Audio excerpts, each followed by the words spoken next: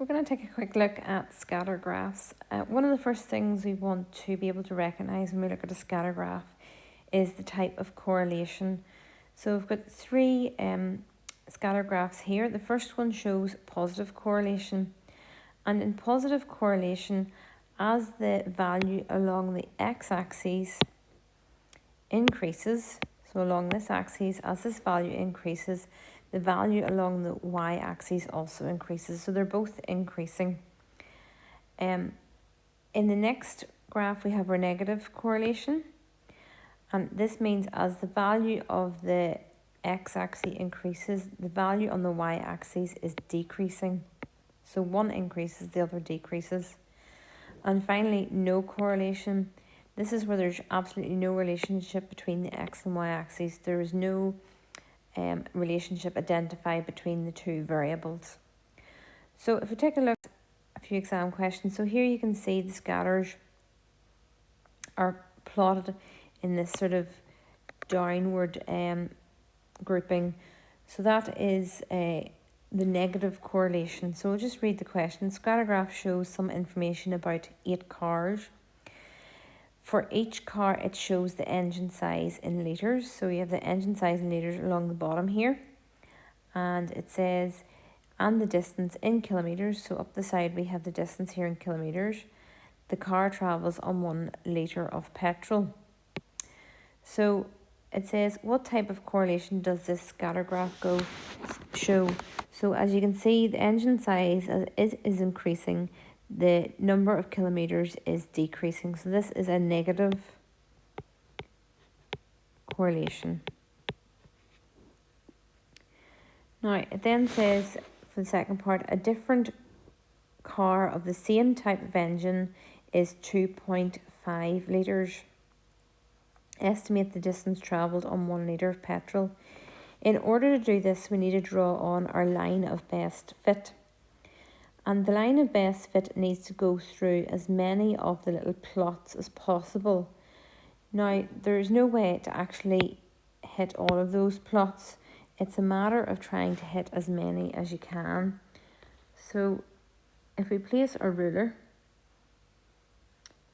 maybe down through here. So if we place a ruler there, you'll see that there is 1, 2, 3 plots on the line there at the top, and then there's 2 at the bottom on the line.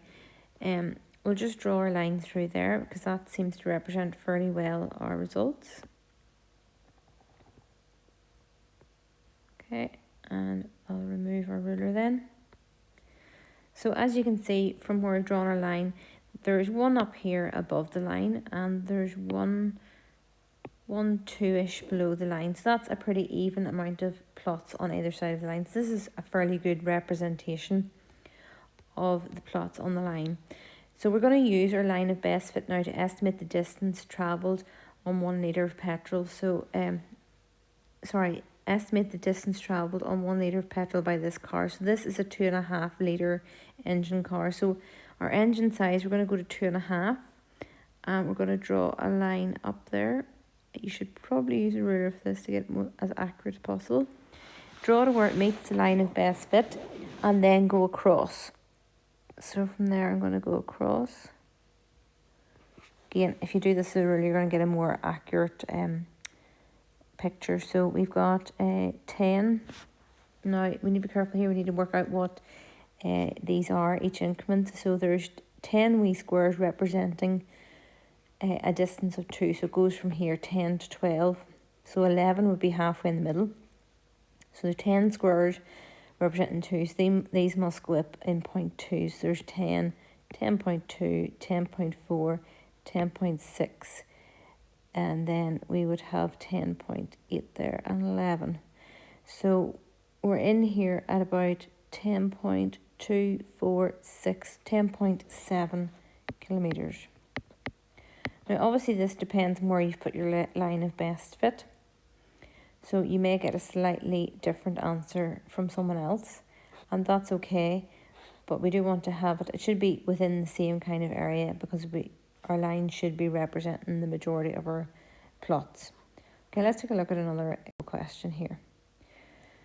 So this question says the scatter graph shows information about the height and arm length of each of 8 students in year 11.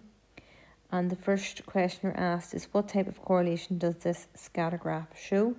And you can see that as the height is increasing, so is the arm length. So this is positive correlation. And then for part B, it says a different student in year 11, so that they're not included in this current survey, has a height of 148 centimetres. Estimate the arm length of this student. So we need to draw on our line of best fit. So we'll get out our ruler. Okay, and we want to place it so that we're hitting as many of our plots as possible and keeping a fairly even number above and below the line. So I'm going to go with that. I'm going to draw in my line. Okay, and then I'm just going to move the ruler out and check. So I have 1, 2 very much above the line, and I have 1, 2, probably 3 below the line. So that's fairly even, and I'm hitting 3 on the line. So I'm happy with where I have placed that. So we are going to I'll just take those wee circles out. Okay, so we're going to use our line of best fit now to estimate this student who has a height of 148. So I'm actually going to use my ruler this time to make sure I'm doing this accurately. So 148, so we're going to find 148. So there's 150, 149, 148. Okay, I'll draw up there to meet the line of best fit. Okay. Now I'm going to turn my ruler around and draw across.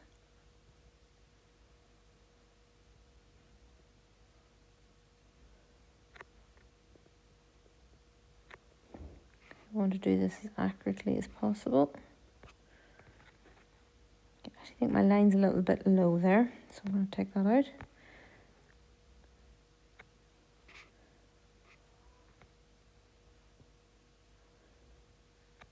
Okay, and draw in my line. And I'll move my ruler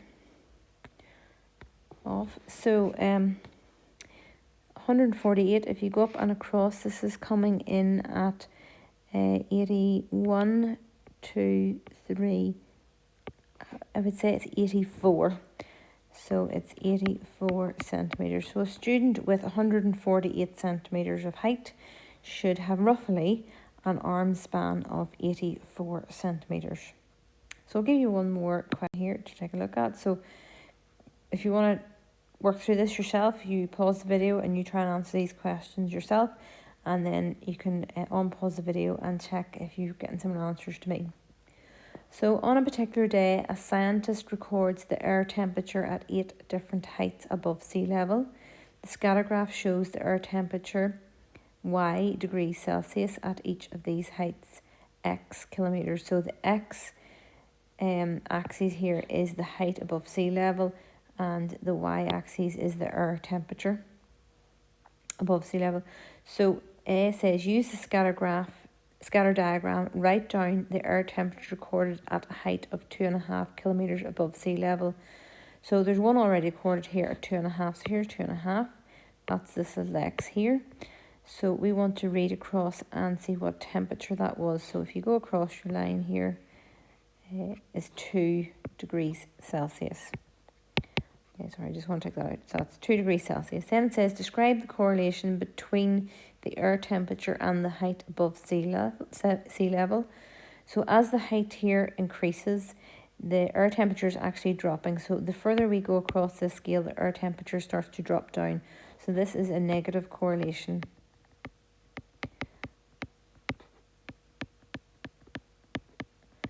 And I suppose we could describe it as a strong negative correlation because it forms a very tight line there. So then it says, find an estimate of the height above sea level when the air temperature is 0 degrees. So we're going to put in our line of best fit in order to work this out. So we'll get out a ruler. And it's important to do this with the ruler, and we're going to turn it around, and remember we're trying to hit as many of our plots as possible and then keep an even number above and below the line. So if I draw it there,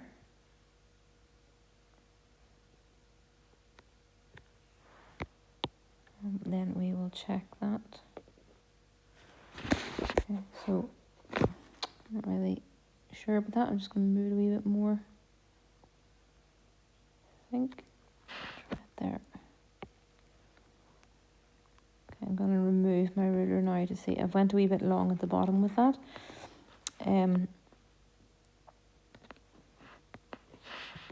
Okay, so let's check. We have a 1, 2 below the line and 1 above the line. So yes, I think our line is a good representation of the plot on this graph. All right, let's use it now then to answer our question. So our question here says, find an estimate of the height above sea level when the air temperature is 0 degrees. So our temperature is 0 degrees, that's down here, okay. Our temperature is 0 degrees. So if we go right across here at 0 degrees, we would expect that the height above sea level would be, well, there's 2.5 and this is 3, so that's 2.5. Every 2 squares is 0.2, so 2.5, 2.6, 2.7, 2.8, 2.9, and then 3.0. So that looks to me that it would be about 2.8 kilometres above sea level whenever the air temperature is 0.